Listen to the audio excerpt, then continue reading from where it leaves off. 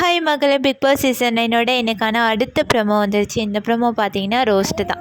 இந்த எபிசோடு ஃபுல்லாகவே வந்து சாண்ட்ரா அண்ட் திவ்யா அவங்கள பற்றின ரோஸ்ட்டு தான் போய்கிட்டு இருக்கு போல். பார்த்தீங்கன்னா சாண்ட்ரா வந்து ஒரு தலைக்கணத்தில் ஆடுறாங்க. தான் வந்ததால் தான் அந்த ஷோவே ஓடுது, தான் தான் பெரிய ஆள் அப்படிங்கிற ஒரு தலைக்கணத்தில் வந்து ஆடிக்கிட்டு இருந்தாங்க. அந்த தலைக்கணம் முத்தி போயிட்டு பிக் பாஸே திட்ட ஸ்டார்ட் பண்ணிட்டாங்க.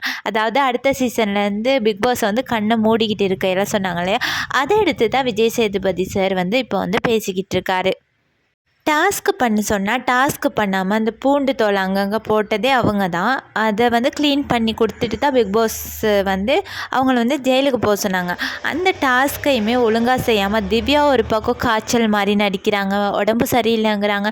இங்கிட்ட சாண்ட்ரா ஒரு பக்கம் திவ்யாவை பார்த்துக்கிறேங்கிற பேரில் வந்து ஒரு நடிப்பு ஒன்று காமிச்சிக்கிட்டுருக்காங்க. முக்கியமாக சொல்லப்போனால் வந்து வேலையே பண்ணலை. விக்ரம் பாவம் கெஞ்சி கொஞ்சி அவரும் அங்கங்கே அதை சொல்லியும் வேலையை செய்வாங்களான்னு பார்த்தா செஞ்ச படே இல்லை. லாஸ்ட்டு வரைக்குமே வேலை செய்யாமல் சும்மா அதை இது பண்ணிக்கிட்டே இருந்தது மட்டும்தான் அவங்க 2 பேரும்.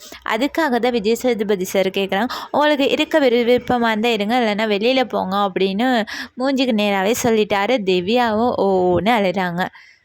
இவங்க ஸ்டார்ட்லேயே டாஸ்க் ஒழுங்காக பண்ணி இந்த குரூப்பிசம் பண்ணாமல் அவங்க கேங்கு உள்ளுக்கு போகாமல் தனியாக ஒரு ப்ளே பண்ணாங்கன்னா நல்லாயிருக்கும். இவங்க பாருக்கிட்டேயும் சாண்டாக்கிட்டேயும் போயிட்டு மாட்டிக்கிட்டு அதுதான் சரி அப்படிங்கிற மாதிரி கேம் வந்து ப்ளே பண்ணி போகிறாங்க. இது சரியே இல்லை, தப்பு. இதுக்கு பிறகாவது அவங்க 2 பேரும் பிரிஞ்சு தனித்தனி கேம் விளையாடுனா நல்லாயிருக்கும். அதை பற்றி உங்களோட கருத்தை மறக்காமல் கமெண்ட் பண்ணுங்கள். By guys.